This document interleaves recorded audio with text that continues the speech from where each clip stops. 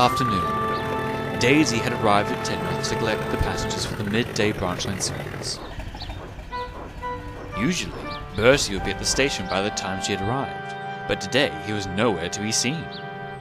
Where is that horrid little bus? I have a timetable to keep. We've been running ahead of time today, Daisy. I'm sure we're just a bit early is all.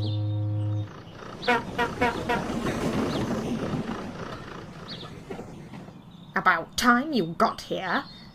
Berkeley, is it? What's the meaning of this dawdling? The name's Bertie, and the reason for my jaw-drilling, my driver had to change a tyre after I got a flat from hitting a pothole. Ha! Typical. You buses are always making excuses for your unreliability. But in all fairness, you are old-fashioned and should be in a museum somewhere. I, on the other hand, am modern. Seldom break down, no accidents, flawlessly reliable. Unlike you, Bernie. It's Bertie. Whatever.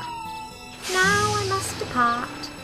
The sooner I get this run over with, the sooner I can catch up on my beauty sleep. Ha! You certainly need it.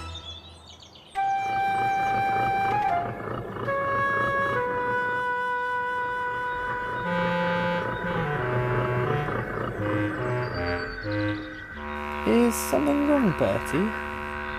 It's that high and mighty green caterpillar, Daisy. She says I make excuses for my unreliability and goes on about how modern she is and never breaks down or has accidents. Rubbish. You are far from unreliable, Bertie. You've helped keep things running smoothly on the branch. And as for Daisy, she's been here since the 60s, so I wouldn't call that modern.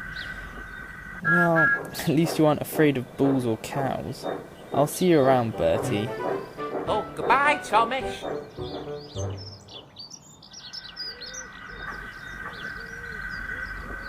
Daisy! Yeah!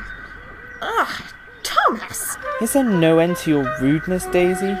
Bertie told me about what you said, and I can tell you that he may be old-fashioned, but he is reliable, probably more so than you. What's that supposed to mean? Since the beginning, when it was only me running this line, Bertie helped with the passenger flow, keeping things running smoothly. Unlike you, who weasels her way out of doing things, saying it's against fitters' orders. You may think buses like Bertie are useless and unreliable now, but one day you may need his help. Mark my words.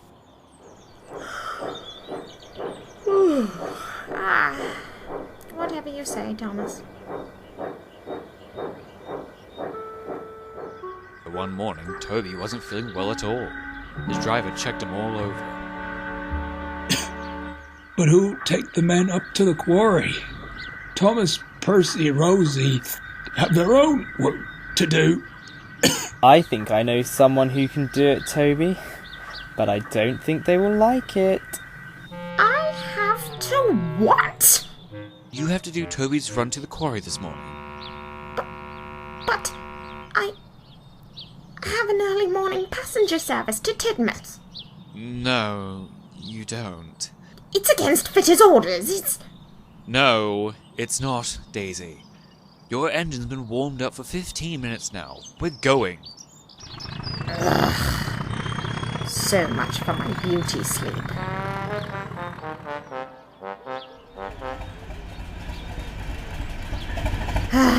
Get in quickly, please. And don't mess up the upholstery.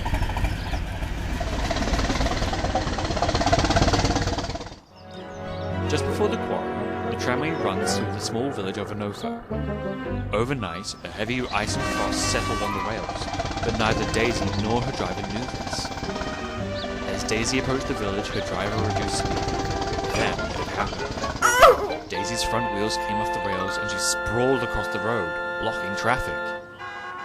Well, that's done it. We're not going to get these men to the quarry this morning. I could take the men to work. We don't want them to get the shock now, would we? Daisy said nothing as the men disembarked and boarded the little red bus. Now you best get off the road, Daisy. Never underestimate tough motorists. Thomas and Percy soon arrived to pull Daisy back onto the rails, but they couldn't help but tease her. Look here, Percy. Looks like Daisy is trying to take on a new career as a bus. I suppose the rails didn't hold much thrill for her anymore.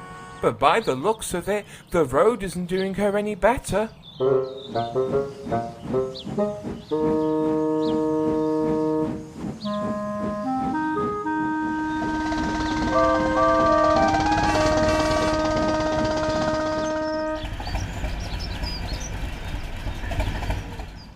Hello, Daisy. See no flat tires today. I see. Bertie, thank you for helping me yesterday. I would have thought with how I treated you earlier, you would have left me in the lurch. Think nothing of it. It's not in my nature to hold a grudge. And besides, we couldn't have those quarry workers get in the sack just because you decided to take a road trip, now could we?